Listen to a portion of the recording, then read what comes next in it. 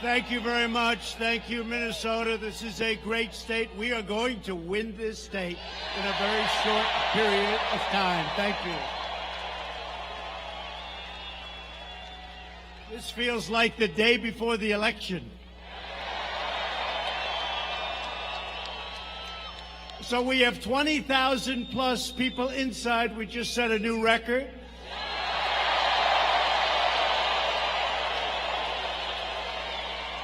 And we have 25,000 people that we still love outside.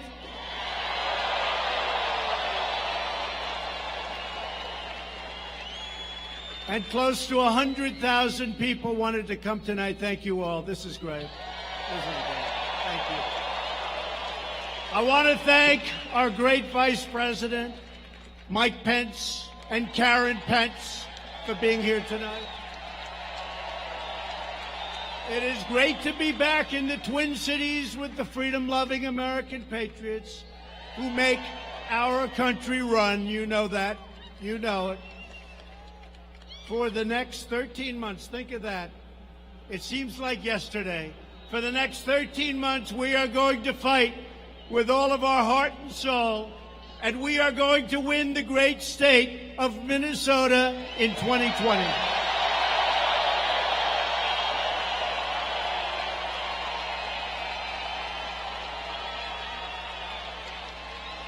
America now has the #1 economy anywhere in the world, and it's not even close.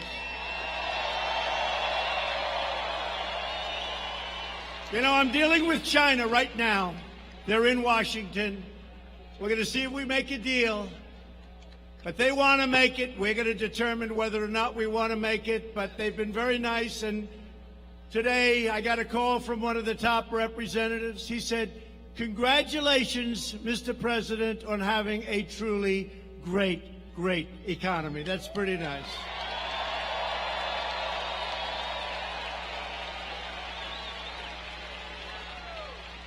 We picked up, since the election, trillions of dollars in value, and China has lost trillions of dollars in value. I will say this.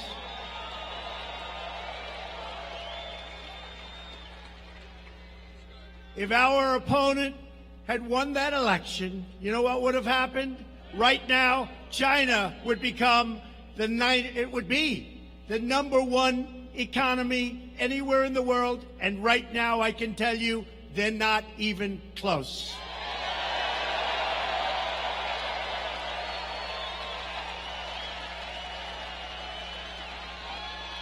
Our country is stronger than ever before because we are proudly putting, for the first time in a long time, we are putting America first.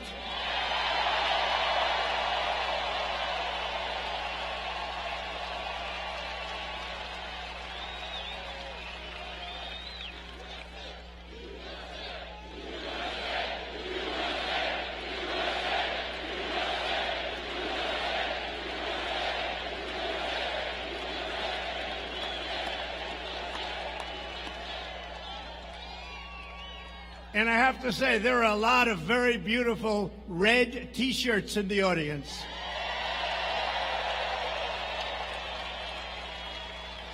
That was a record sale. They did very well. And I'll tell you what, cops love Trump. Trump loves cops.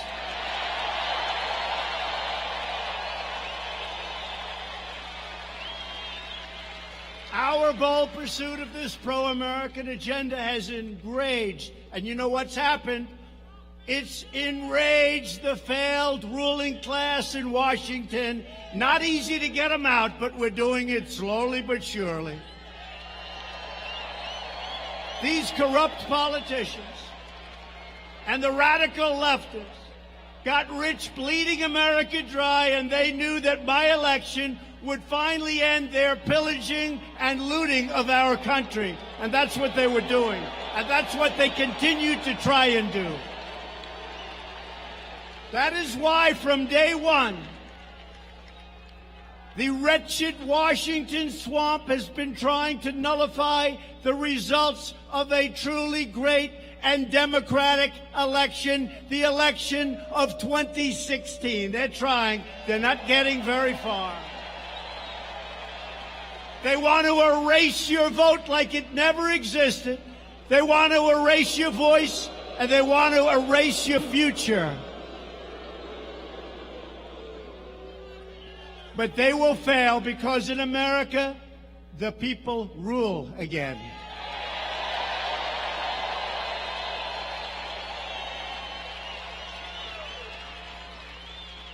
You remember that just 19 minutes after I raised my hand and took the oath of office, the Washington Post, a terrible newspaper,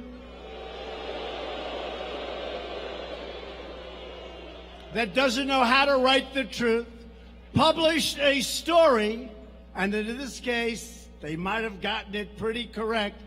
They said, the campaign to impeach President Trump has begun. That was the headline. Little did we know they weren't playing games. Think of that. That was 19 minutes after the oath of office. Months earlier, Peter Strzok. Remember, he and his lover, Lisa Page. What a group. She's going to win 10 million to 1. She's going to win. I'm telling you, Peter. I'm telling you, Peter, she's going to win, Peter. Oh, I love you so much.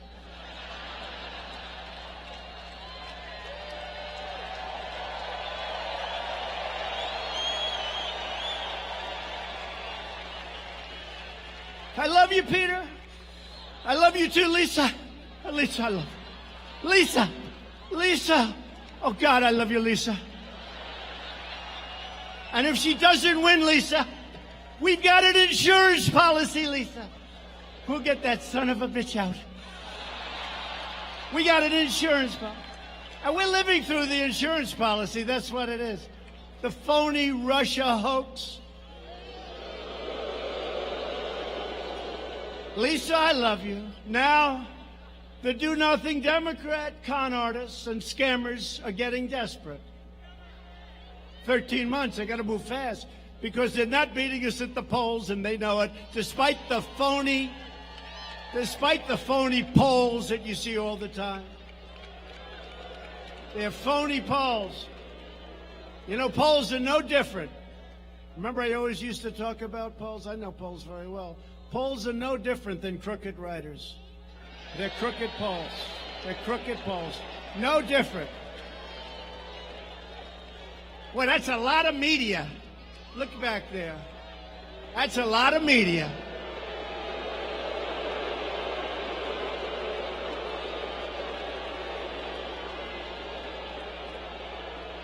They are so dishonest, and frankly, they are so bad for our country.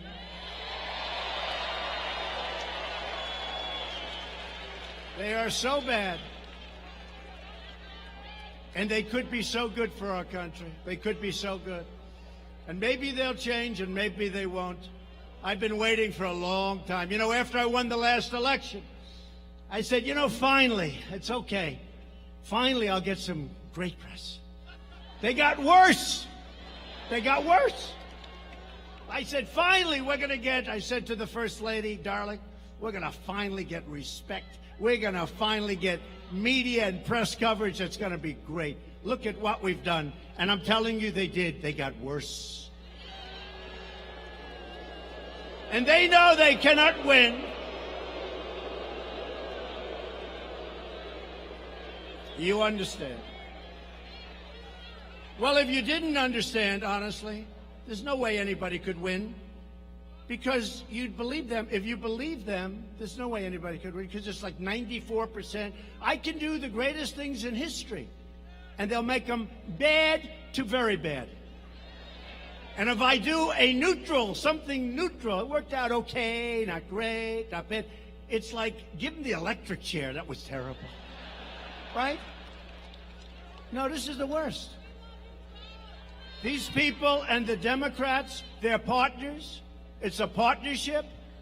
How about on the newscast, like the word manufactured, it's manufactured, and every newscast, tonight in a manufactured deal along the border. The word's never been used before. All of a sudden, every newscast is using it. It's a talking point given to these fakers by the Democrats.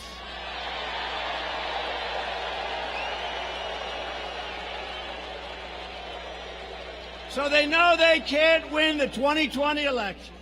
So they're pursuing the insane impeachment witch hunt. I've been going through it now. For more time than I've been in office because, you know, like Strzok with his insurance deal, this was before, remember this, this was before, that statement was made months before I took office. That statement was made months before the election took place. They said, just in case, we're going to have an insurance policy. That only means one thing, we're going to get them out. So they're telling us, we can't let that ever happen again to another president.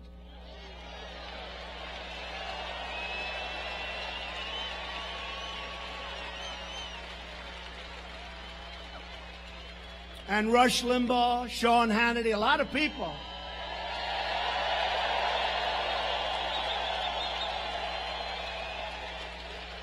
The great Mark Levin. We have a lot of great people. Lou Dobbs, great people. You know what they said? Every one of them, plus many others. There's no other man that we've ever met that could have taken it. That's true. Maybe I'm a little different up here, I don't know. But I enjoy it. To me, I'm energized because we're draining the swamp.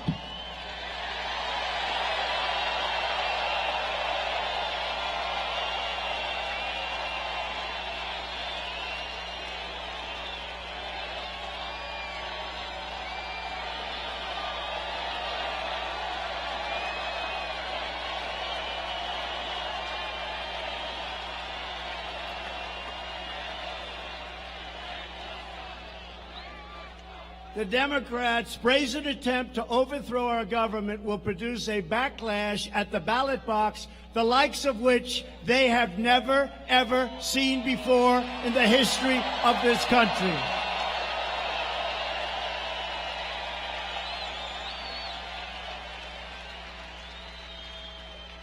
These are bad people. My phone call, as an example, with the president of Ukraine was perfect. Everybody that looked at it. And the only reason I released it was that the Democrats put out a phony narrative. So I had no choice. And I don't want to do that as president. Every time a president from a country calls me or I call them, we have to release the text. How can you do business that way? Who's going to want to speak to your president? So the president of Ukraine reiterated today at a major news conference on other subjects that he was under absolutely no pressure. He doesn't even know what they're talking about. And he used the word, there was no blackmail during this call. He used that term.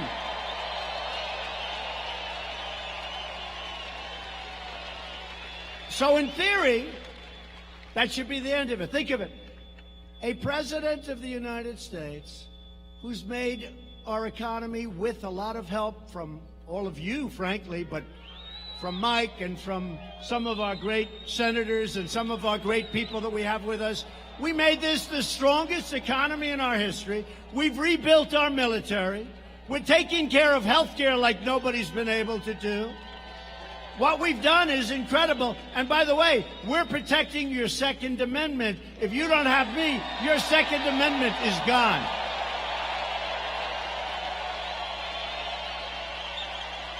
So,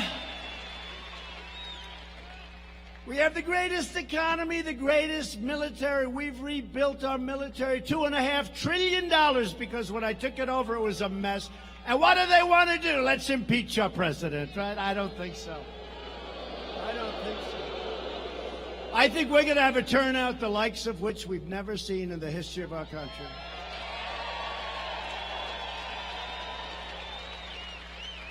So we were really forced just to put it away. We were forced. I said, just do it. Got the approval from Ukraine. I have to ask. I said, hey, do you guys mind They said, that's a strange request. They said, don't worry about it. Do you mind? And they said, please, go ahead. Nothing was said wrong on that call. So we released the transcript of the call, which was so good that that crooked Adam Schiff, this guy is crooked.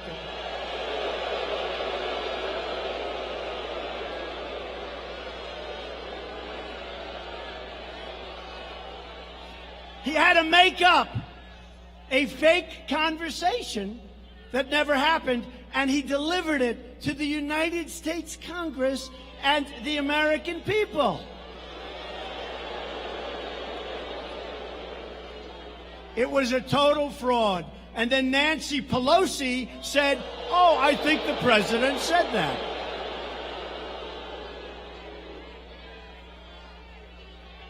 These people are sick. I'm telling you, they're sick. And you know what? Had they waited one day longer, they would have had the transcript of the actual call, word for word. It would have been perfect. Instead, they released it. They went early. They said all these horrible things. You know why? Because they never thought in a million years that I was going to release a transcript of the call.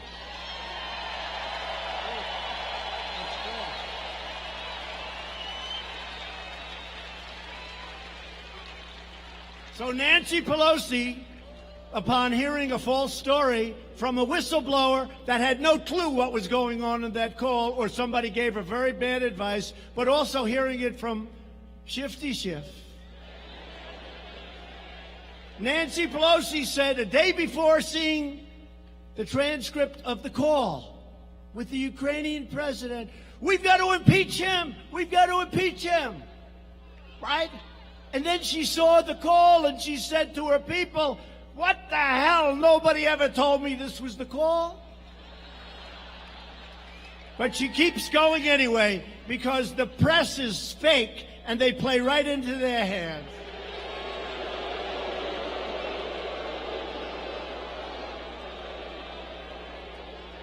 The do-nothing Democrat extremists have gone so far left that they believe it should not be a crime to cross our border illegally, and it should be a crime to have a totally appropriate, casual, beautiful, accurate phone call with a foreign leader. I don't think so. As our brilliant White House counsel wrote to the Democrats yesterday, he said their highly partisan and unconstitutional effort threatens grave and lasting damage to our democratic institutions, to our system of free elections, and to the American people. That's what it is, to the American people. It's so terrible. Democrats are on a crusade to destroy our democracy. That's what's happening. We will never let it happen. We will defeat them.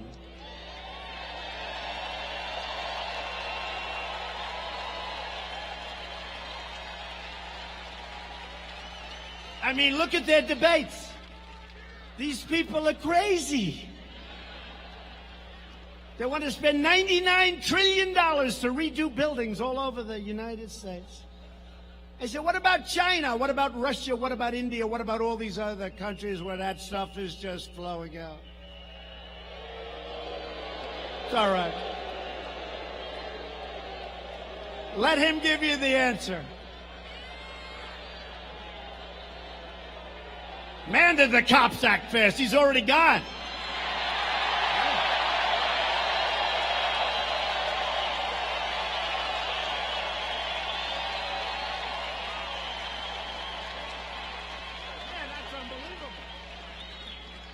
That's the fastest. You know, I love law enforcement. I love the cops. I love the police. I love it. Minneapolis. You got a rotten mayor. You got to change your mayor. You got a bad mayor. But you know what?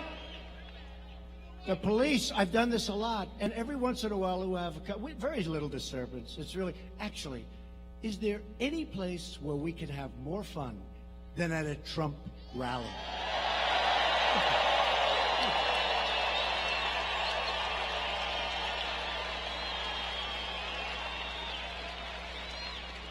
And we've set every record at every place virtually that we've gone. And one of the big musicians said, and Trump does it without a guitar. Can you believe it? Without a guitar. But this guy, so I've had it a lot where, but sometimes it'll take the police like 30 seconds, 50 seconds. It's like Roger Penske when you watch him, who's getting the Presidential Medal of Freedom, by the way, very soon. Great. He won 18 Indy 500s, 18, Roger Penske. But it's like the way they change those tires. It takes 4 seconds to change the whole damn thing. I say, how the hell do they do it? That's the way these cops just reacted.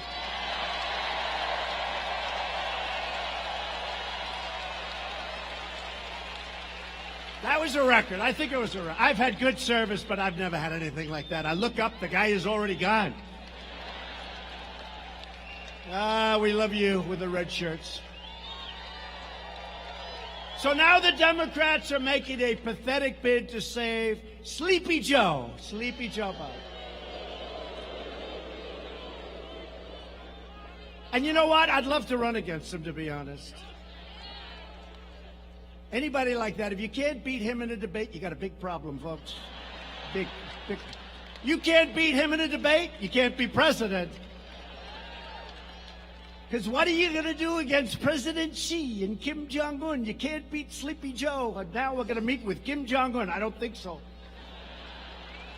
But he's totally owned and totally controlled by the Washington swamp for many years. 2 months after President Obama put Joe in charge of Ukraine policy, they put Joe Biden in charge of Ukraine policy. Listen to this, and the press will not write it.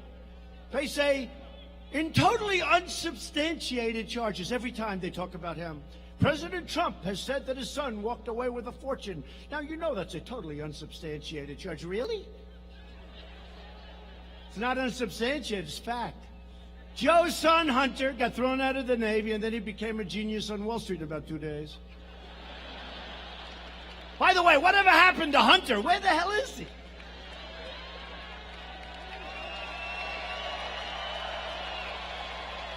Where's Hunter? Hey, fellas, I have an idea for a new T-shirt. I love the cops, but let's do another T-shirt. Where's Hunter? Where is he?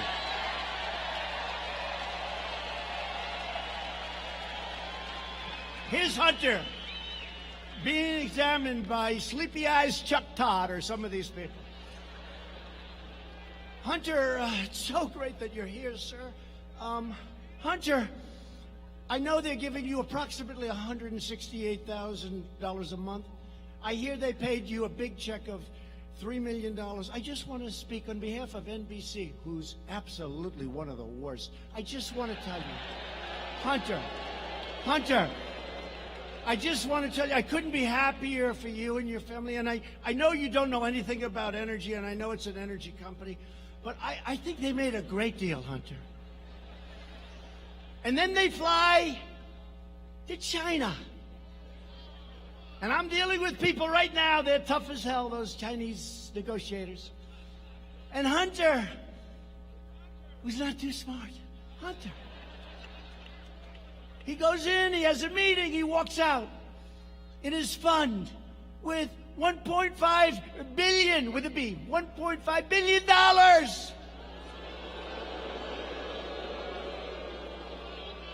These aren't the same Chinese negotiators that I'm dealing with, I can tell you. These are not the same ones, but we are doing very well in that negotiation. Now think of it. Where's Hunter? Okay, get it. So where is Hunter? I want to see Hunter ask these questions. Hunter, you know nothing about energy. You know nothing about China. You know nothing about anything, frankly. Hunter, you're a loser. Why did you get $1.5 billion, Hunter?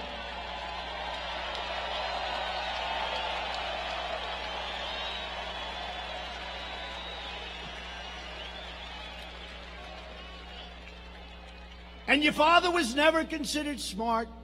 He was never considered a good senator. He was only a good vice president because he understood how to kiss Barack Obama's ass.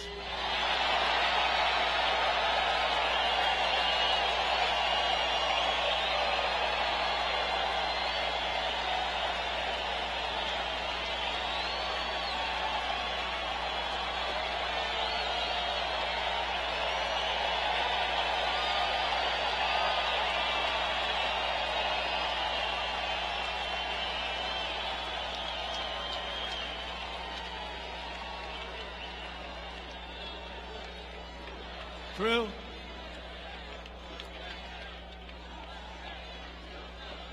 Thank you. Thank you. It's true. It's true. And they're always saying the same thing.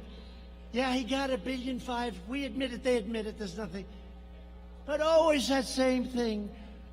President Trump made a totally unsubstantiated claim about Hunter Biden and his father. It's not unsubstantiated, you crooked son of a guns. It's 100% true.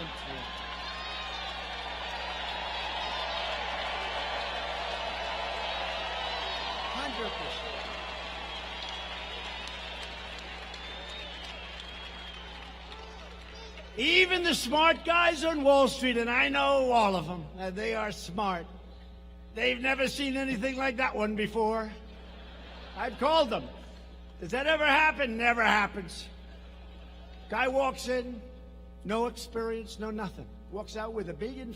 Gee. Flies in on Air Force Two with his father, the vice president. Don't forget, that's when he was vice president. So China gives his son $1.5 billion. How would you like to have Joe Biden take over negotiations right now with China? I don't think so. I don't think so. Meanwhile, Biden allowed China to rip off America for 8 years as vice president, and Barack Obama let him just rob us blind, and we're not doing that anymore. Those days are over.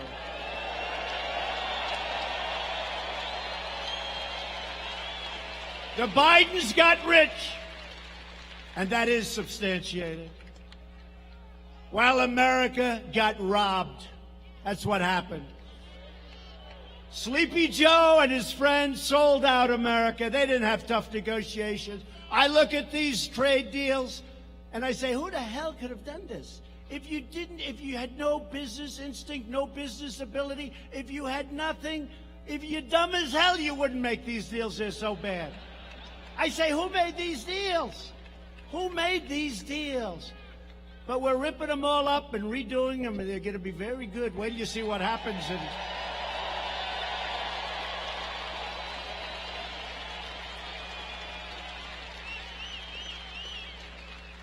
And now that I'm your president, you see it. America is winning again, and we're respected again as a nation.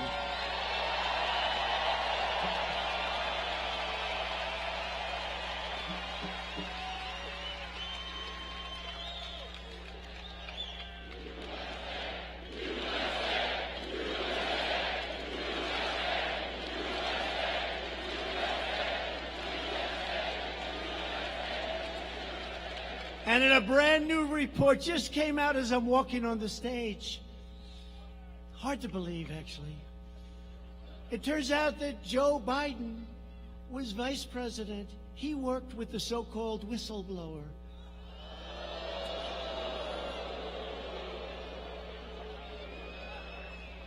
This is nothing but a partisan witch hunt, sabotage, and I'm sure they're going to say it's totally unsubstantiated.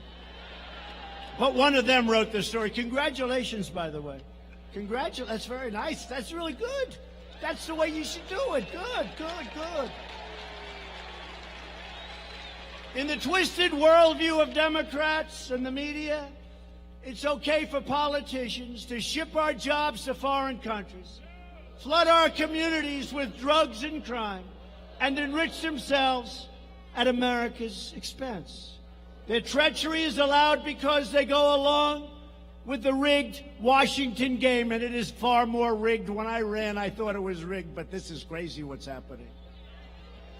But if you refuse to bow or bend to the Washington swamp, which I could do very easily, I'd be much more popular. Folks, it would be so much easier. You know, very smart, I gotta tell you, isn't it much better when I go off script? Isn't that better?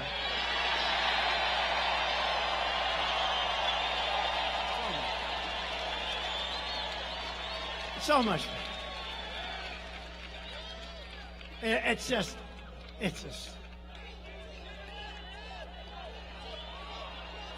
Hey, folks, the greatest buyer of advertisements in the history of the world Mike Lindell, My Pillow.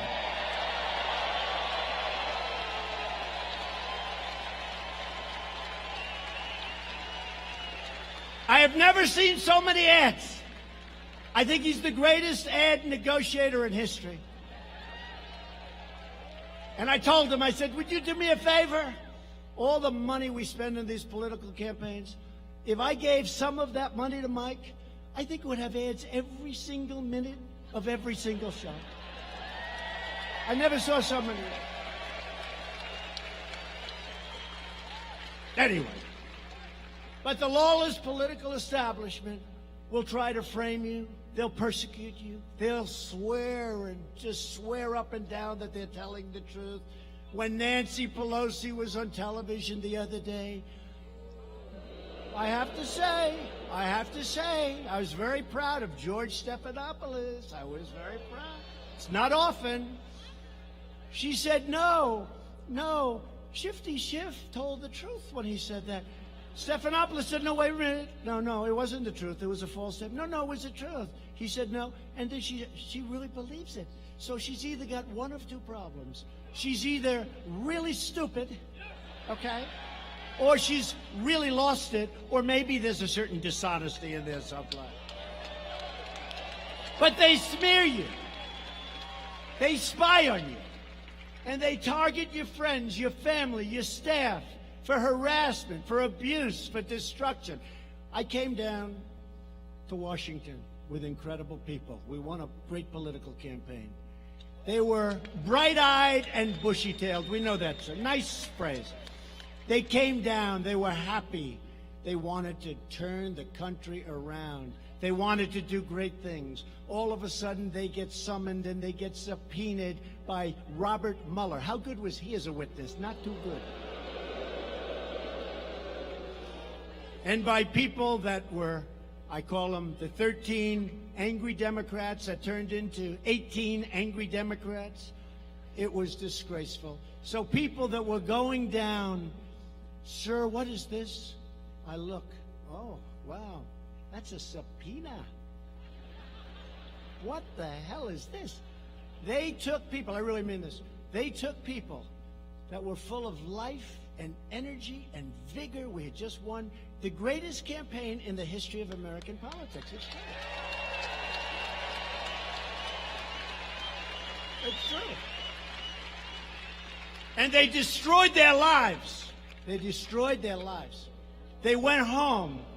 I could name many people, one in particular, who came down, an incredible young woman. She was going to help people. She wanted to help people. She had causes that were so good, she wanted to help people. And she ended up going home dark. Her life became hell. They ruined people. They destroyed people. Good people. People that ended up paying far more money in legal fees than they made. They destroyed great people. They're vicious, horrible, and the media was behind every single step.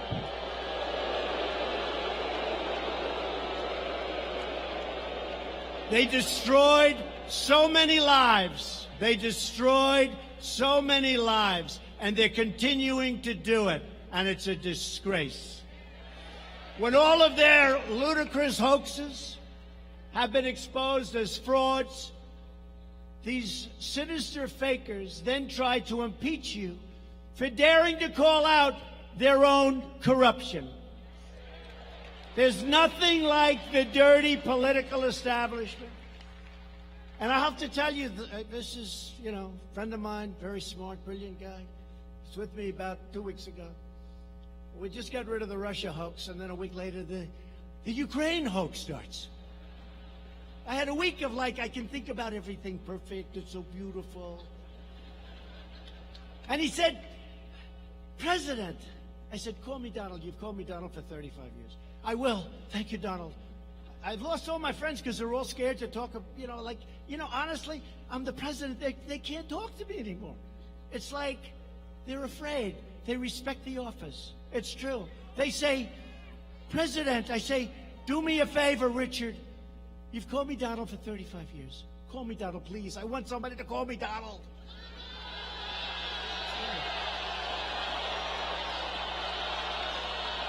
Sure.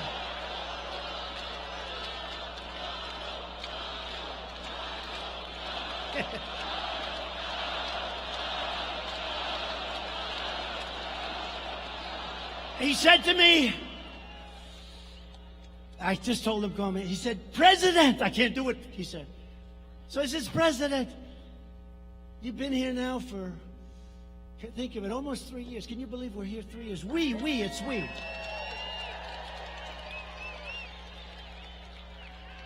And we have to promise them no more than 16 years, okay? No more. 16 more years. I'm only kidding. Now they'll go back. See, he wants to run for more. But he said, President, could I ask you a question? It's so important to me. He's a great businessman, very successful. He said, you deal with all of these nations, these great, powerful. Who is the worst to deal with? Is it China? Is it North Korea? Is it India? Is it Russia? Please tell me, Mr. President, who is the toughest nation to deal with? I said, you're not going to believe this. It's the USA is the toughest nation to deal with. The USA. It's true. Because we're dealing with some very sick and deranged people.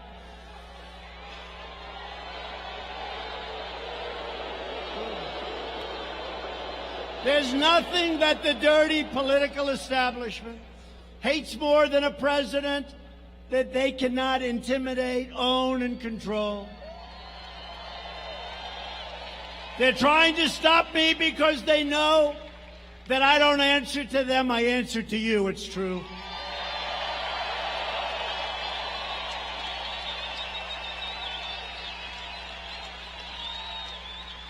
You know, I never say this. I don't think I've ever said it in a speech, but maybe they'll find out if I did.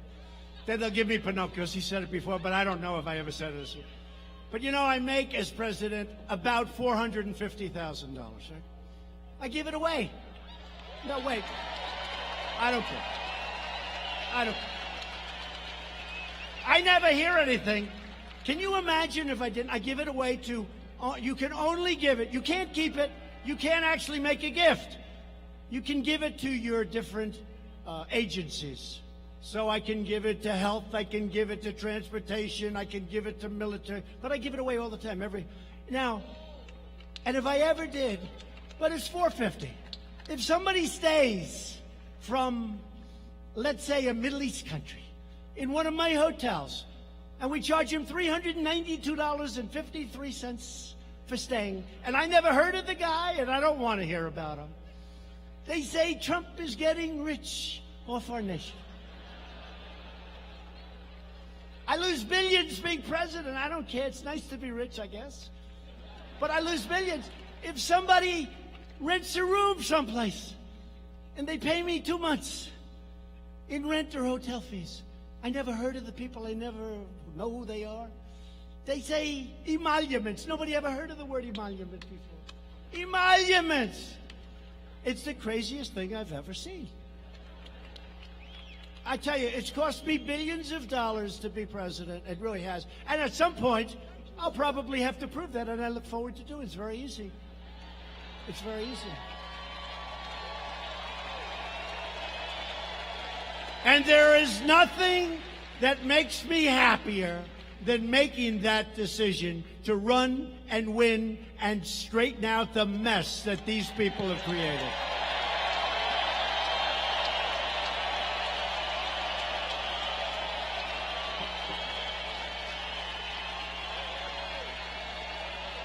So in a desperate attempt to attack our movement, Nancy and Chuck, two beauties, have given control of the Democrat Party entirely over to the radical left, including Minnesota's own Representative Ilhan Omar.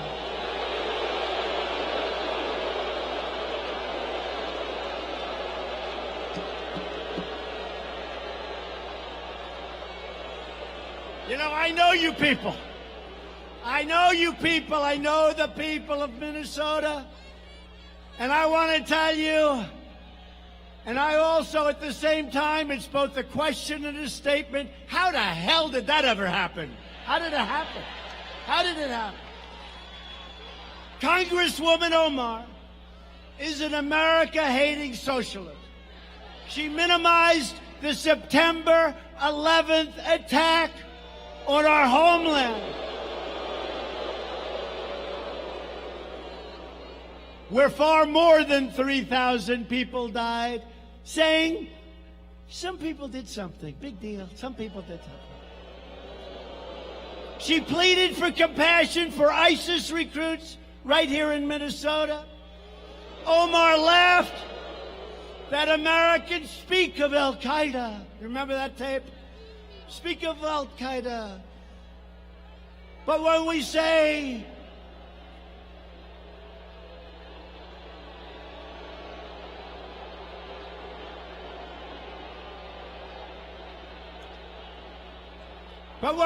something about the United States, you just don't say America with any intensity. Remember that? Representative Omar has a history of launching virulent anti-Semitic screeds, whether you like it or not.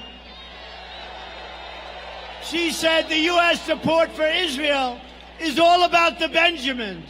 She said that pro-Israel lawmakers have an allegiance to a foreign country. Omar wrote that Israel has hypnotized the world. May Allah awaken the people and help them to see the evil doings of Israel and the United States. How do you have such a person representing you in Minnesota? I'm very angry at you people right now.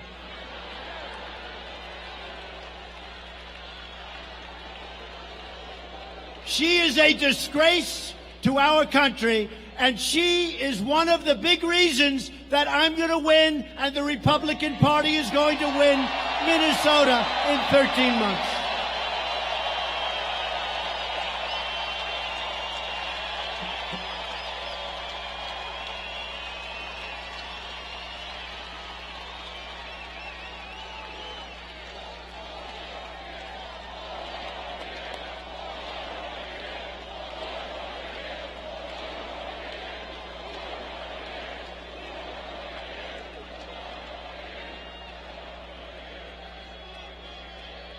Thank you very much. So we're honored to have with us today a special guest, a man that really is a terrific, talented writer. He knows a great deal about all those tangled lies of Omar. Mr. Scott Johnson of Powerline. He wrote some stuff. I can't believe it. Where's Scott? Where's Scott? Thank you, Scott. Thank you, Scott. What a job. Man, do you have her figured out.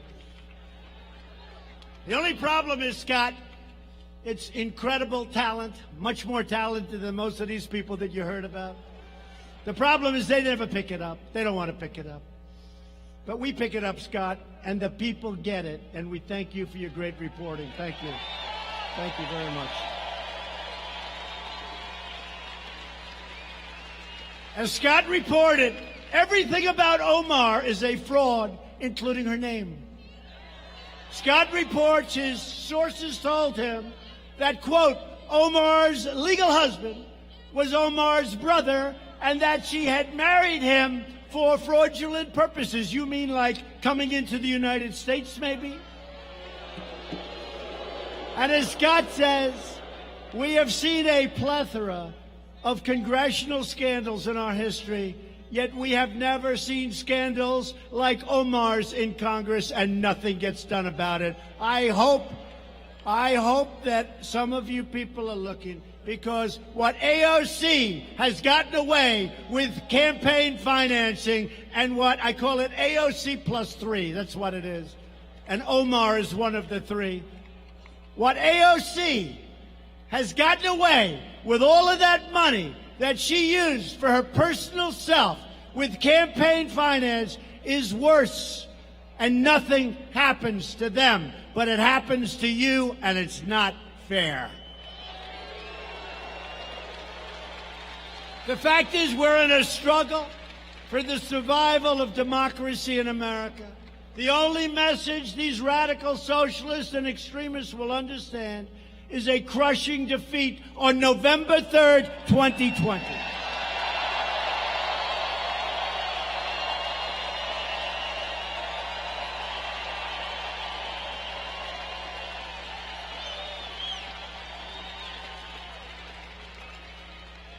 With your help, we will win back the House. We will keep the Senate. And we will win the White House. And we're thrilled to be joined tonight by some incredible people that have helped me so much.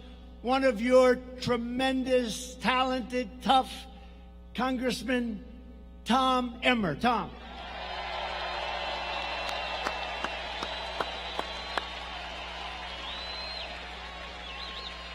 Also a man you don't want to fight him and you don't want to play him in hockey because he was tough. He just won, not that recently, but pretty recently, and I was out here campaigning for him and working hard, and it turned out to be an easy race because everyone loves him and respects him. Congressman Pete Stauber. And a man who gets in the trenches, and he just doesn't care. He wants to win for the people. He loves you. He loves this state. He loves this country. Jim Hagedorn.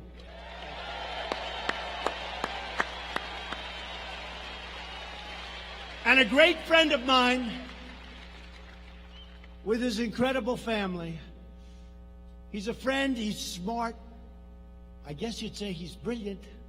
His education is incredible. His military career has been incredible. Then he ran for office, and now he's a United States Senator from the great state of Arkansas, Senator Tom Cotton.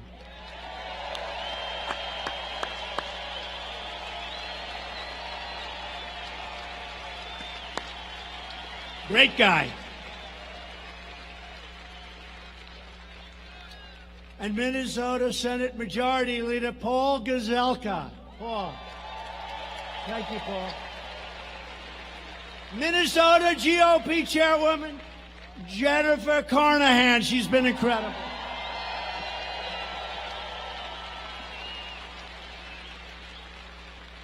I said, Jennifer, are we going to win in 13 months? She said, honestly, sir, I've never seen anything like this.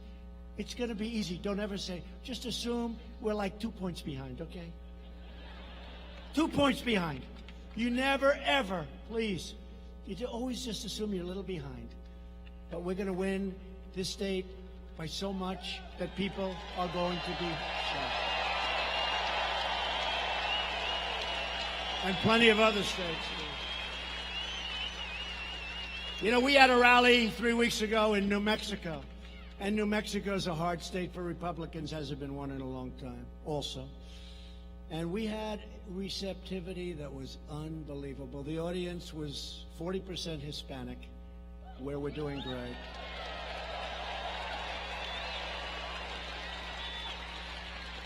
And you know, Hispanic, they understand borders better than anybody, better than we do. They understand safety. They understand their job. They don't want people taking it away. They don't want crime. They understand it better. That's why we're doing so well. But we're in New Mexico, and I'm telling you, that was electric. But honestly, all evenings are electric. We haven't had any bad ones. We haven't. They're all electric. A woman who headed up the great state of Michigan for me, a state that hadn't been won in a long time by a Republican, for whatever reason, but it hadn't been right. I guess we didn't have the right candidates, right? But a woman who would call me constantly. I'd say, I don't want to talk to her. She's giving me a headache. Sir, if you make one more trip, you're going to win Michigan. I say, all right. I make the trip. I go back home. I get a call the next morning, sir, we need one more. This went over and over and over. And we ended up winning the state of Michigan.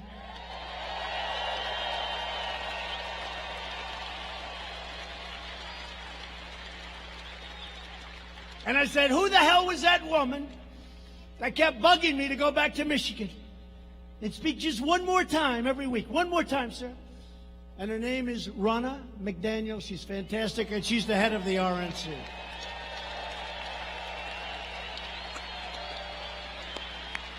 She's great. And our campaign manager, a man who's really been, you know, they used to say that Crooked Hillary had a very, very sophisticated campaign. After she lost, they said, I guess it wasn't sophisticated. We had a sophisticated campaign. Nobody knows the world of computers better than this guy, Brad Parscale. Remember when they used to say it? You know, I never got credit. My father used to teach me, if you can do it for less and win, that's good. He wasn't talking politics. The last thing, he's looking down. He's definitely looking down, not looking up. He was great. He was tough, but he was great. But my father would say, if you can do it for less and win, that's a good thing, not a bad thing. If you can build a building for less money than the guy across the street, and if it's a nicer building and you can rent for less, that's like a good thing. So in the campaign, we spent much less money than Crooked Hillary Clinton, much. And we won. And we won. We won 306 to 223. That's a pretty big. Remember they said electoral college. And by the way, when you run, if you're running, the electoral college is like the 100-yard dash, and the total vote, you don't go certain places. You focus. Electoral college, we have to explain to them, it's different. So we won 306. And you remember they used to say, one's the 100-yard dash, you practice. One's the mile, you practice. It's a different race. Winning the total vote is much easier, in my opinion. The electoral college, I had to go to 22 different states. For the total vote, I go to like 4 states maximum, right? Much easier. It's much easier. I'm all for it. But the electoral college is better for our country because it forces you to go places that you wouldn't go. I love Maine. I went to Maine 4 or 5 times. I needed 1 point. Maine gave me 1 point. And what happened? I went there numerous times. Everyone said, why? Because I was told by these fraudsters back here in the media that Trump cannot get to 270. He cannot get. They had me maximum, if everything worked, right, at 269. So I kept going to Maine. And you know what? We won that 1 point in Maine. But I kept going. They say, why? I said, well, first of all, it is really a beautiful place. But we won the point.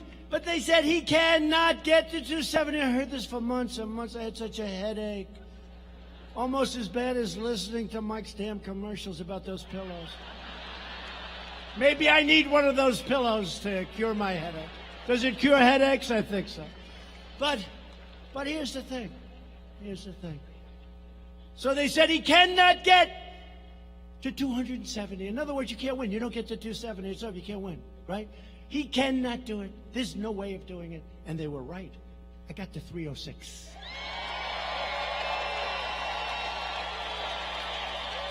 They were right. But I didn't get to 306. You got to 306. We won incredible states. We won incredible states. We won Wisconsin. We won Michigan. We won Pennsylvania. We won North Carolina. We won South Carolina. We won Florida. What a run. Do you remember the evening that we won? I think, look, forgetting me, I think it was one of all of us together because we all worked hard. I was the messenger, but we all worked hard. That was our victory, not my victory. But that was one of the greatest nights in the history of television. One of the greatest nights. And hopefully it'll go down when we're allowed to get all of this stuff seeded. You know, it's like a tree. You plant it, it has to go, but it needs a little. That's why we need the 4 more additional years. It's got to grab on and catch. So they can't destroy it.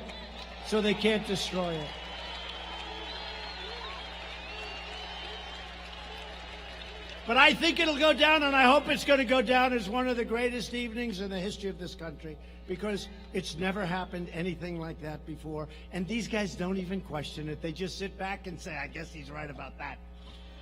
I'll never forget the night before. I was at a tremendous arena. The place was going crazy. It was like this, going crazy. And two reporters that hate my guts, they looked at themselves. They looked at each other. Famous shot. They're looking like this, and they're saying, what the hell is going on? They knew. They knew. And I didn't need Beyonce and Jay-Z.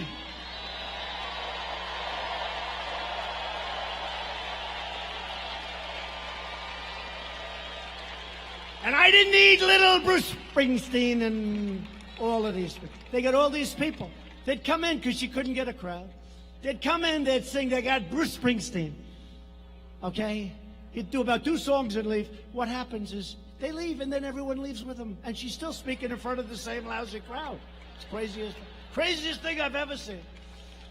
And then they complain sometimes I'll use a terrible word like hell. The other day I used the word hell. I got hell. They said he used terrible language. I used the word hell. It was so bad.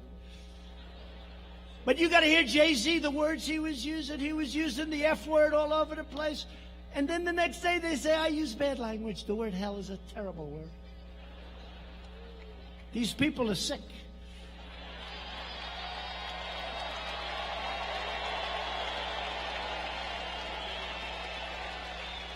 But that was an amazing evening. I'll never forget that evening. It's, look, outside of your family and your children and things. I love you too, darling.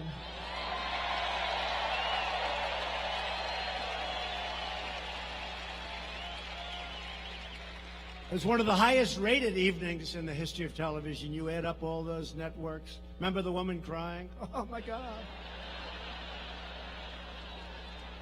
No, they weren't biased at all. Now, another very special man who's with us today, but he'll never be a man to me. He'll always be my boy. You know what I mean, right? He's my boy. He's my little 6'6" boy, Eric Trump.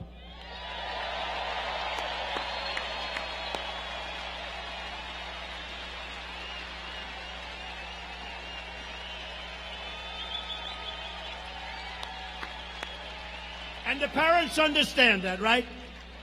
They may be big and strong and older, and to a parent, a child is always their boy or always their little beautiful girl. And I know that's probably politically incorrect. They'll say, it was terrible what he said about women. Terrible. But they're our boy and they're our girl, and it doesn't matter how old we get and how old they get. Is that a correct statement? And I'm also proud to endorse your next Republican senator from Minnesota, a man that I've known, a man that is tough and smart, a man that's running against somebody that's never done a damn thing in the Senate, Mr. Jason Lewis.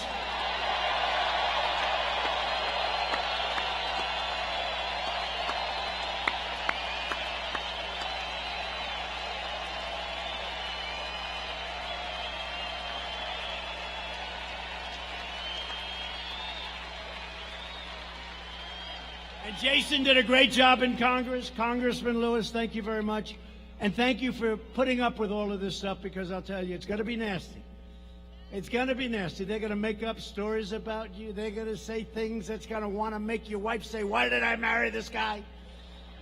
Just say, don't worry about it. It's just another phony story. Thank you very much, Mr. and Mrs. Lewis. Jason, thank you.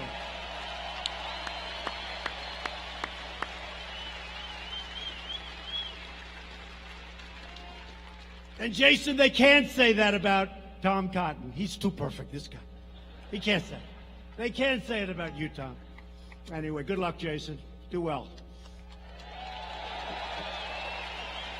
And I don't know why, but with all of the great people I just introduced, for tonight, maybe this is the most important verse.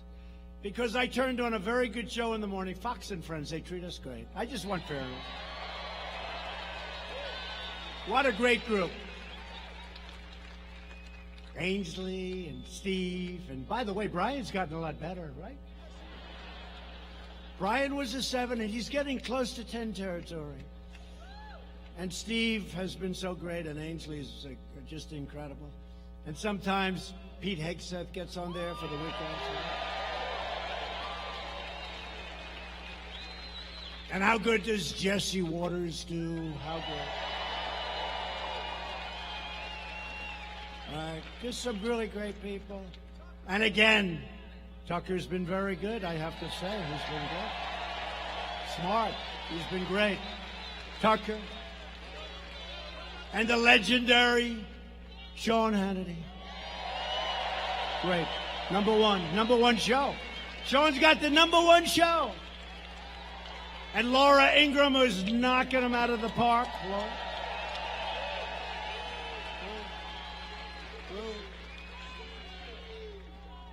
And you go over Maria Bartiromo.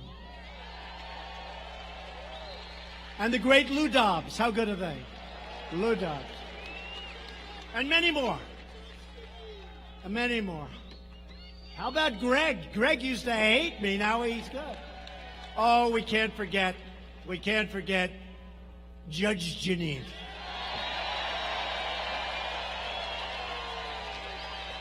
I would be in such trouble if I forgot Judge Janine. No, these are great. And there are many more. I just, look, I'm just rattling some names off, but they're just terrific people. They're terrific people. But a man that I have to really say something very special about. So I'm watching Fox and Friends early in the morning, very early in the 6 slot, because I'm out of there pretty good. And I see a handsome young man named Bob Kroll, Cops for Trump. And he's talking about this lousy mayor they've got. Now, he didn't quite say that, but I say it.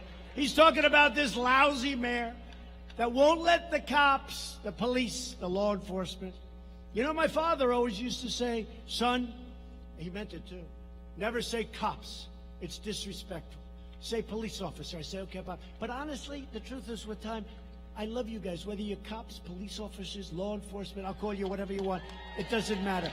You are so great, so respected. You don't even know how much our public loves you. You don't know it. You don't know it.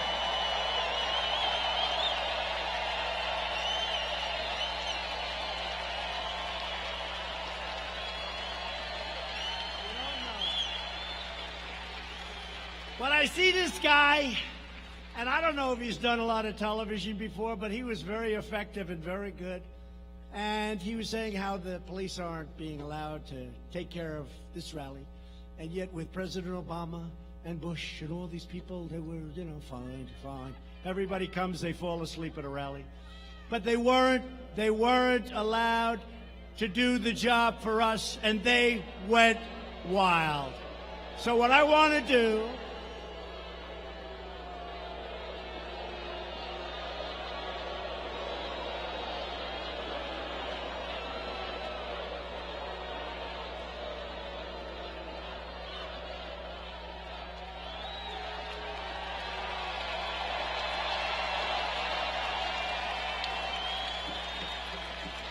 go home to mommy. Mommy says, I saw you on television tonight. I love Trump. Don't you ever do that again. Yes, Mom. Yes.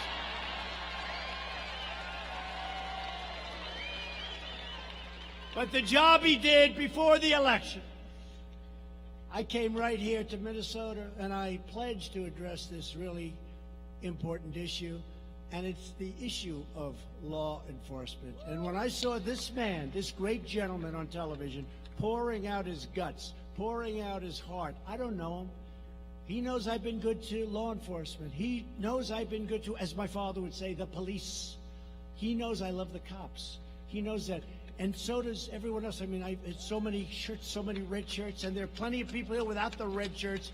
And I want to just tell you, the respect that we have for law enforcement is unbound. It's unbound. Come up here, Bob, come up.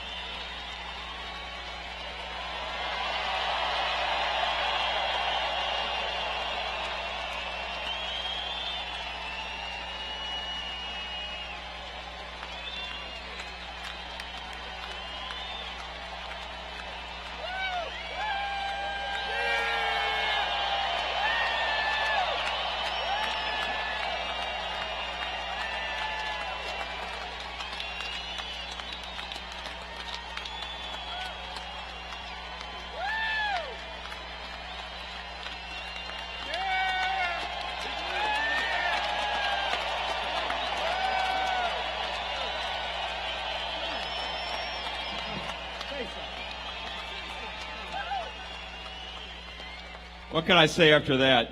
Tune in, Fox, 10:15 tonight. Shannon Bream, they asked us on. How can you thank this guy for everything he's done for law enforcement? Wonderful president.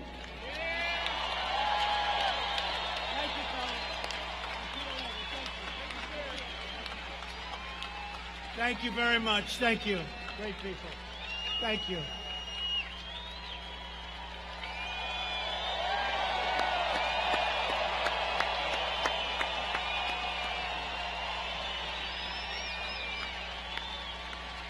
What a group.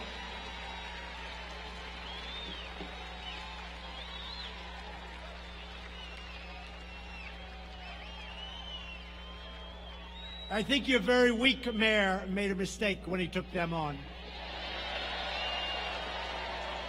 As you know, for many years, leaders in Washington brought large numbers of refugees to your state from Somalia without considering the impact on schools and communities and taxpayers. I promise you that as president, I would give local communities a greater say in refugee policy and put in place enhanced vetting and responsible immigration controls. And I've done that.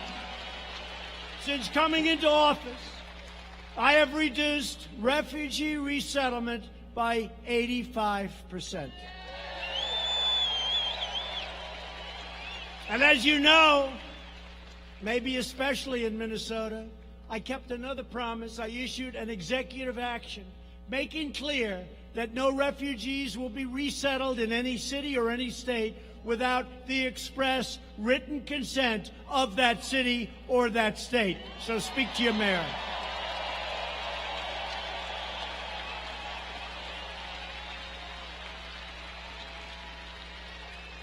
You should be able to decide what is best for your own cities and for your own neighborhoods, and that's what you have the right to do right now. And believe me, no other president would be doing that.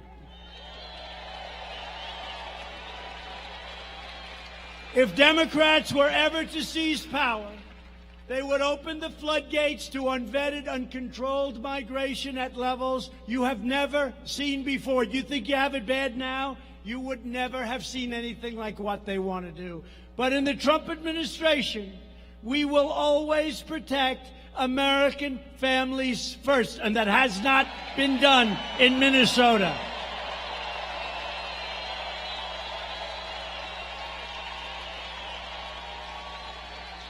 We've also implemented the strongest screening and vetting mechanisms ever put into place. We are keeping terrorists, criminals, and extremists the hell out of our country.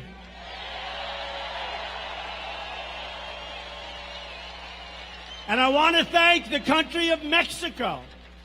The president of Mexico has been incredible.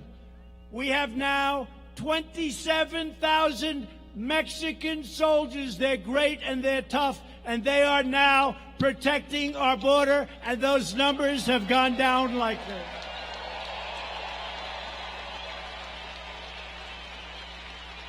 Thank you, Mr. President.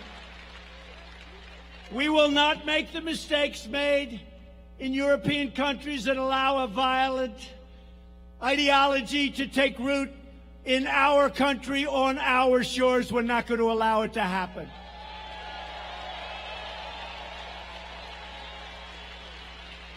And as you all know, to protect our citizens from those who would do harm to us, I instituted a very controversial, very hard to get travel ban on some of the world's most dangerous countries.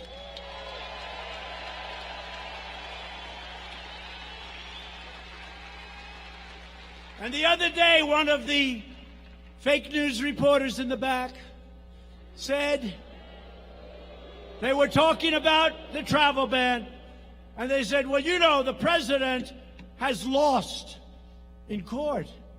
They said, where? On the travel ban. And he's right. I lost, and then I lost at the appellate division, and then I won at the United States Supreme Court. Right? And he knew that, but he said, I lost on the, and he was right. I lost. And then I lost again. But then I won. And we have the travel ban. But instead of saying he lost, and then he lost at the appellate, and then he won at the United States Supreme Court, he said he lost on the travel ban. These are very dishonest people. Do you understand that? Very dishonest. In the Republican Party, we believe that those who seek to join our society must embrace our values, honor our history, and love our people. Democrats also support deadly sanctuary cities, which release dangerous criminal aliens into the heart of your communities, and we're not letting it happen anymore. Republicans believe American cities should be sanctuaries for Americans, not for criminal aliens. My administration is taking historic action to secure the border. We have reduced illegal border crossings by over 60% since May, and we are building the wall faster than anyone ever anticipated it could be built.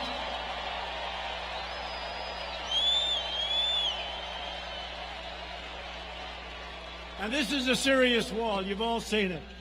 It's going up rapidly. And you think that was easy? I had every Democrat in Congress fighting me. I had a lot of the rhinos fighting me. They say, see, he's not getting it built. He's not getting. Let me tell you, you have every Democrat fighting you. We took it from here, and we took it from there, and we took it from all over the place, and we got that thing. That's the biggest patchwork of financing you've ever seen. And that sucker is going up, and it is the finest. It is the strongest. It's largely 30 feet tall, which is the maximum height that they wanted.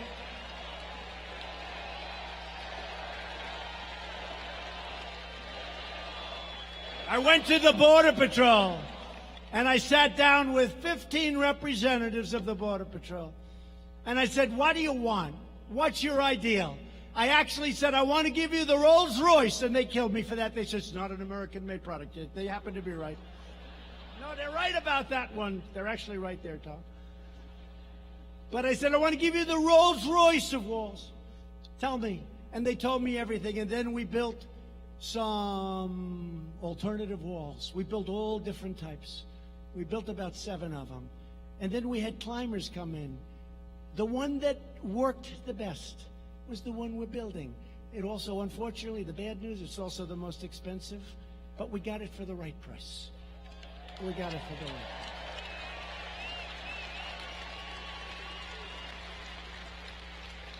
It's steel. It's hardened concrete. It's deep. It's high. It's a thing of beauty. And it's going to keep bad people out of our country. That's what it's going to do. And the Democrats knew this. Most of the Democrats 4 years ago, they wanted a wall.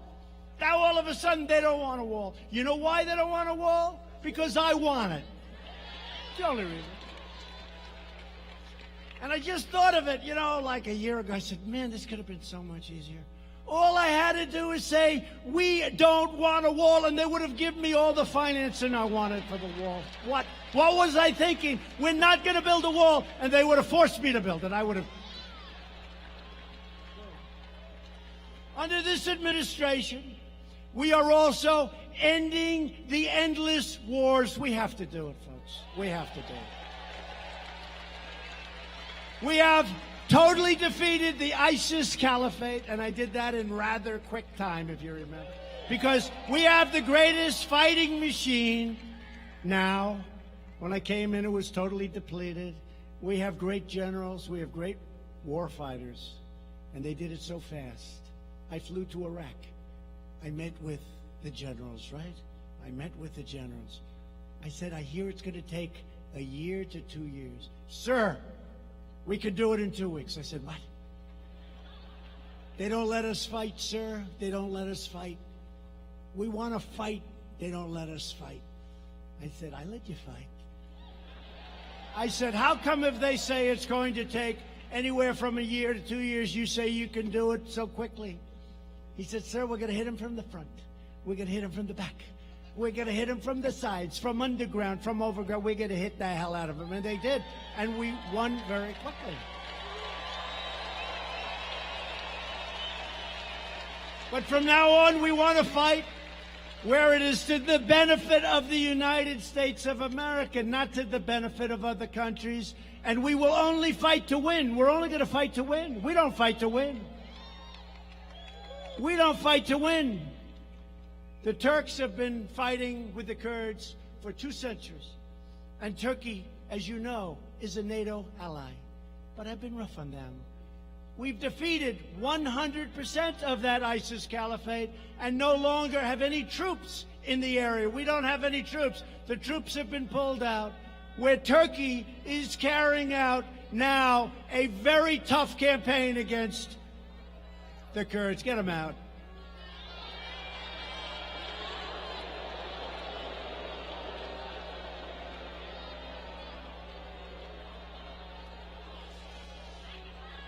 So Turkey is right now waging a very tough campaign against the Kurds. We got along with the Kurds, and we help the Kurds. And don't forget, they're also fighting for their land. You know that. But they're fighting. So we have 3 choices. You ready? Here are the 3 choices. We don't have any soldiers there because we've left. We won. We left. Take a victory, United States. We left. Take a victory. Take a victory. Bring our troops back home. I told the story yesterday. I have to sign letters. It's the hardest thing I have to do. I sign letters. Dear Mr. and Mrs. Smith from Arkansas. Dear Mr. and Mrs. Jones from Alabama. Dear Mr. and Mrs. somebody from some great state. I'm sorry to inform you, your son has been killed in combat. I'm so sorry. And every letter is individually done because sometimes the parents, they're grieving and they get together with other parents and I don't want to see that it's like the same letter. So we do different letters. It's the hardest thing I have to do. Hardest thing. It's the hardest thing I have. I was telling Tom Cotton, it's the hardest thing that I have to do. And I signed those letters, and it just breaks your heart. And by the way, there's a time to fight. Nobody fights harder than I do, but there's a time, and there's not necessarily a time. But I send these letters out, quite a few, and sometimes I send letters out. It's called Blue on Green, where we're teaching people how to fight, and then they turn the gun on our soldiers and shoot them in the back. And that's the hardest thing for a parent. I have all of them. I know every one. That's the hardest thing for a parent, when they get notification because they learn how their child has died. When the so-called people that we're teaching how to fight turn the gun on them and shoot. We've had a lot of that, a lot of it in Afghanistan, more than we've ever had proportionally before. It's a horrible, horrible thing. But I have to sign these letters. And sometimes I go out to a place, Dover Air Force Base. It's a very tough experience. Mike Pence goes. I go. Other people go. Tom Cotton goes. We go out there and we meet the parents and the families, the wives, the children, the sisters, the brothers. We meet them and we talk to them. And their son or daughter is being flown in from some faraway place in a coffin. And these things are just impossible. I don't know how parents can do it even. And I'll meet them. And we have a particular colonel. That's all he does. So good. So professional. And that's what he does. He said, I greet the dead, sir. I greet the dead. And what happens is this big, incredible machine flies in. This tremendous cargo plane. And it flies in so powerful, so big. And I'll be talking to some of the parents, and they'll act like they're fine. I said, how are you doing? We're fine, sir. we're fine. We're really good. I said, that's great. And I'll tell the colonel, I'll say, Colonel, I think they're doing great. No, sir, they're not going to do great. You'll see. And I didn't know what he was talking about. This is the first time. And then we went outside to the runway, and this incredible machine is flying in, and it lands, and it comes over, and it pulls up, and we have military guards, we have incredible talented musicians that do this. That's what they do. And what happens is that door opens up, and the colonel told me, he said, sir, when that door opens up, those same people that you think are okay do things that you'll never see. You will hear sounds like you've never heard. That's what he does. And I saw that door open up with a coffin, with a flag over it. The door is open, and these beautiful soldiers, 5 or 6 on each side, lifting the coffin and walking down the runway, the plank they call it, off this cargo plane. And I see parents make sounds that were just 20 minutes ago absolutely fine, make sounds, scream and cry like you've never seen before. The colonel was telling me that, sir, you'll see things that you've never seen before. A mother who was fine 20 minutes ago, you think, breaking the military line and jumping off, and then jumping onto a coffin of her son or her daughter. Jumping on top of the flowers, on top of the American flag. I've seen this. And then I have all these people that want to stay. They want to stay. And I don't want to stay. We were supposed to be in Syria for 30 days. We've now been there for 10 years. We were supposed to be in Afghanistan for a short period of time. We're now going to be there for close to 19 years. It's time to bring them home. It's time to bring them home.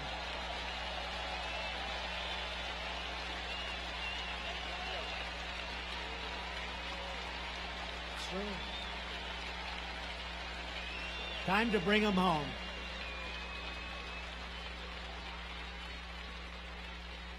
We've done our job.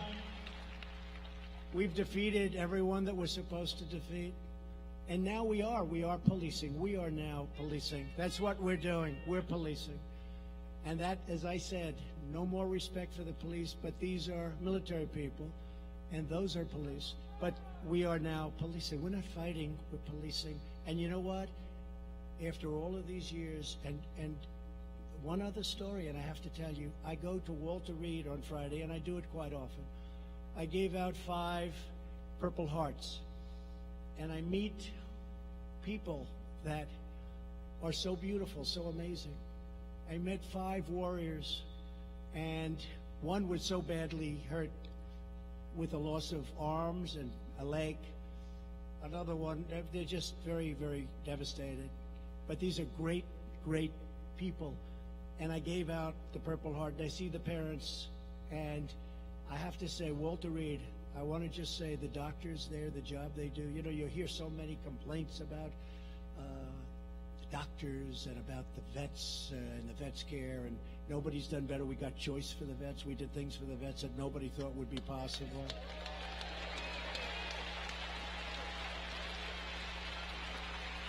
But I saw these young men, and I gave them their Purple Hearts, and their parents were there crying. And one of them was so amazing. I said, what's your problem? Sir, my face was blown apart. My nose was absolutely just blown apart. He said, sir, it's incredible. And I looked at him and said, that's the most beautiful nose I've ever seen. What do you mean? He said, a doctor worked on my face for 10 hours in the field. He said there were 1,000 fragments. Now, I don't know if that's right, but, well, a lot. He meant a lot. He said there were 1,000 fragments. He rebuilt my nose with glue. He glued the bones together. He rebuilt my nose. I say, you have the most beautiful nose I've ever seen, and it's true. And his father came over to me. He said, sir, father was crying. He said, sir, honestly, my son looks better now. He said, my son did not have a good-looking nose. Now look at it. It's beautiful. It's beautiful. But these doctors at Walter Reed and these Army and Marine and the medical doctors, they are unbelievably great people, and they see sights that you and I hopefully will never see. They see things that nobody will ever see, and there's nobody like them, and I have to give a shout out to those people. There's nobody like them. So in the case of Turkey and Syria and the Kurds, we could send in 1,000 troops for a military conflict with Turkey. No, you don't want to do that. We could hit Turkey very hard financially. Or we could mediate a deal between Turkey and the Kurds. I like that. Let's mediate a deal. But remember, they've been fighting each other for hundreds of years. And we were artificially put there, in this case, by President Obama. So we did our job, we knocked out, and I'll tell you another thing. We have to be treated fairly. We have to be treated fairly. We're not treated fairly by other nations. We captured many, many ISIS fighters. Most of them came from Europe. They came from Germany. They came from France. They came from all of these countries. And we called them. I called them myself in many cases. I said, take your fighters. They said, we don't want them. You take them. I said, no. We did you a big favor. They're citizens of Germany. They're citizens of France. They're citizens of these various countries in Europe. Take your fighters. We don't want them, sir. We don't want them. And I said, how unfair are we treated? We do them a great favor, and they won't take the fighters.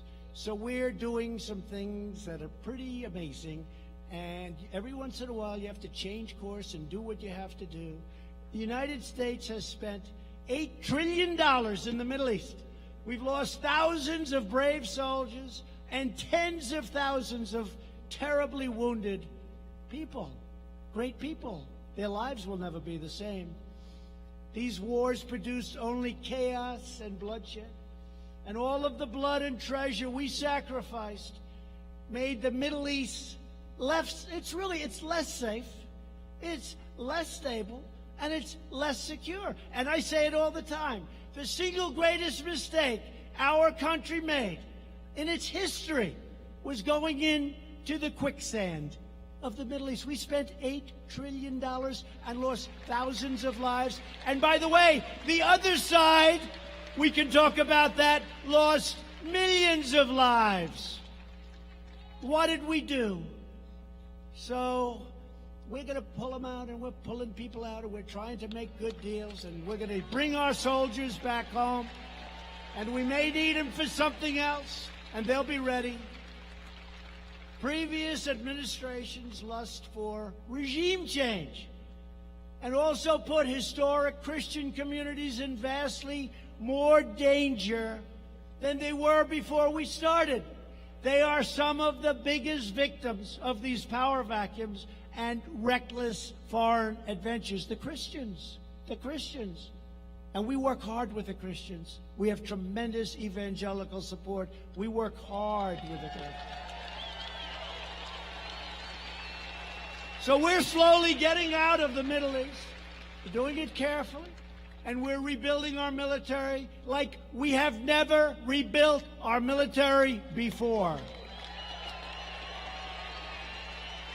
When I came into office, a very prominent general told me, because it looked like we could have a big conflict with someone, said, sir, we have no ammunition.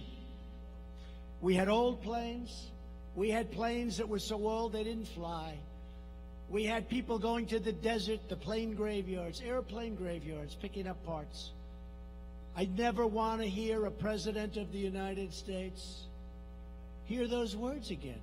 I never want to have a president hear the words, sir, we have no ammunition. Think of that. Think of that.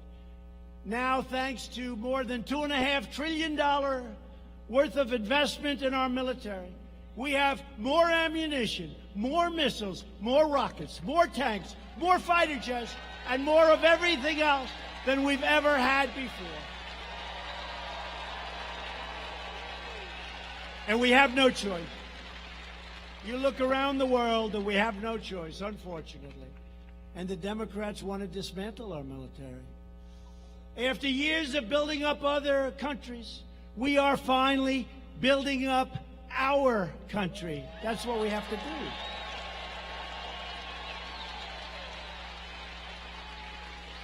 We're replacing the disaster known as NAFTA with the brand new U.S.-Mexico-Canada agreement, USMCA, a giant victory for our farmers, ranchers, workers in Minnesota.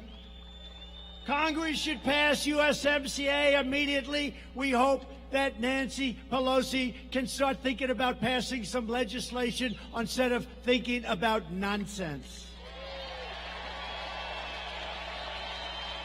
And to protect our industrial backbone, I place tariffs on foreign aluminum and foreign steel. And I'm also fighting back against years of chronic trade abuse from China, and the supply chain of China, which was unbreakable, is now breaking wide open. And they understand that. And I don't blame China for what's taken place over the last 25 years. I blame the people that led our country, that let that happen, where hundreds of billions of dollars a year was taken from our country to build China. It's not China's fault. In the previous administration, they put our nation's natural resources under lock and key, including thousands and thousands of acres in a place called Superior National Forest. Last year, I traveled to Duluth and announced that we would be ending this injustice, reopening Superior National Forest, and restoring mineral exploration for the iron ore mines of Minnesota. Tremendous job.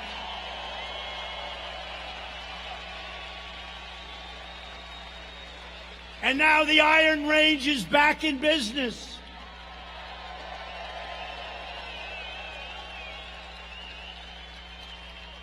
And the last time I was here, a man came up to me and said, "Sir, President Obama took our heart away, took our life away." I'll never forget it.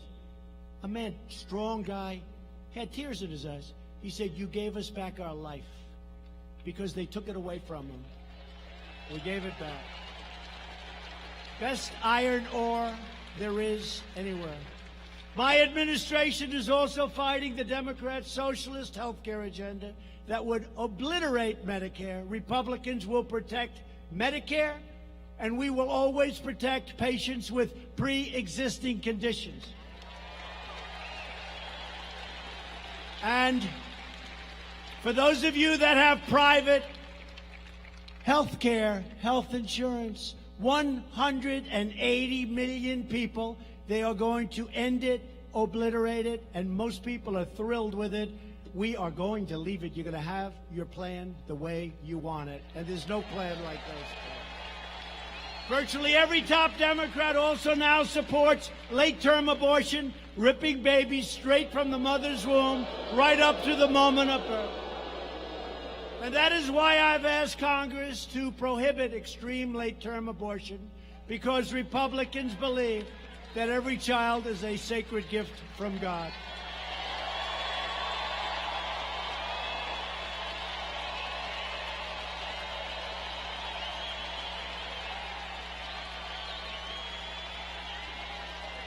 Democrats are now the party of high taxes, high crime, open borders, late-term abortion, socialism, and blatant Washington corruption. The Republican Party is the party of the American worker, the American family, and it's the party of the American dream.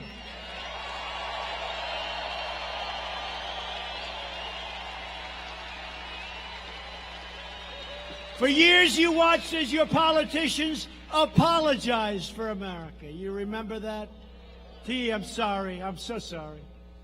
Now you have a president who is standing up for America. We are standing up for Minneapolis, and we are standing up for the great state of Minnesota.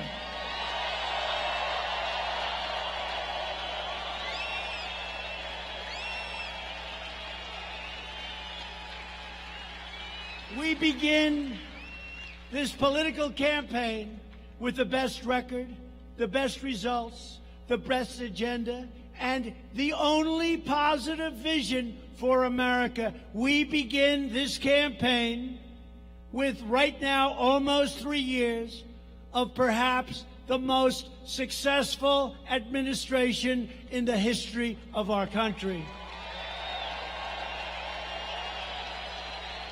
Together, we will help millions more citizens, from welfare to work, from dependence to independence, and from poverty to prosperity. With your help, we will re-elect and we will elect a Republican Congress to create a safe, modern, fair, and lawful system of immigration. We will enact trade deals that ensure more products are proudly stamped with that beautiful phrase, made in the USA. We will achieve new breakthroughs in science and medicine, finding new cures for childhood cancer, and ending the AIDS epidemic in America within 10 years. Nobody thought that could be done. It's going to be done. We will defend privacy, free speech, free assembly, religious liberty, and the right to keep and bear arms.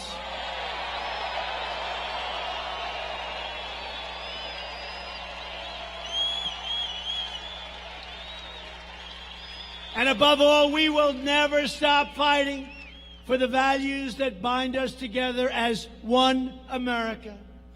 We support, protect, and defend the Constitution of the United States.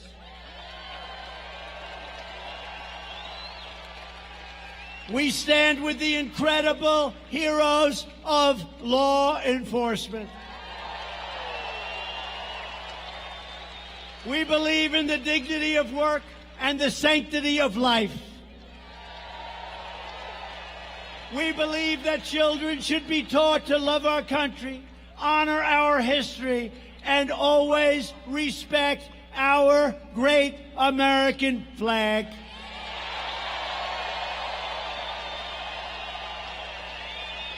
And we live by the words of our great national motto, "In God we trust."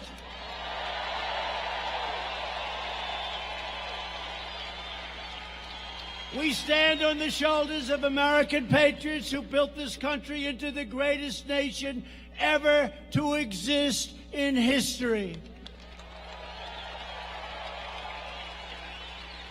Our ancestors crossed the oceans, settled the continent, tamed the wilderness, revolutionized industry, pioneered science, won 2 world wars, defeated fascism and communism, and put a man on the face of the moon.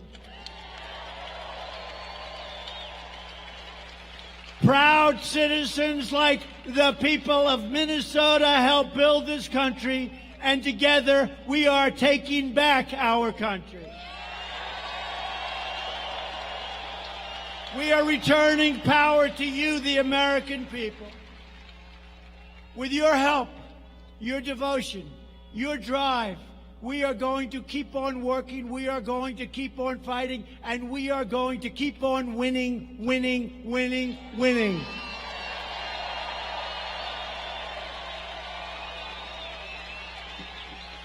We are one movement, one people, one family, and one glorious nation under God.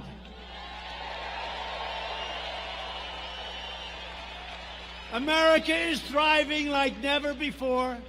And ladies and gentlemen of Minnesota, I will tell you this with great certainty, the best is yet to come.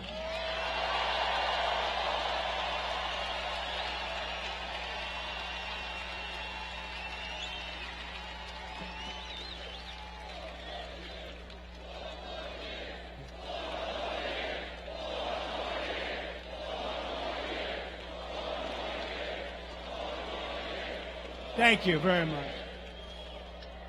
And just in concluding, together we will make America wealthy again. We will make America strong again. We will make America safe again. And we will make America great again. Thank you, Minnesota. Thank you.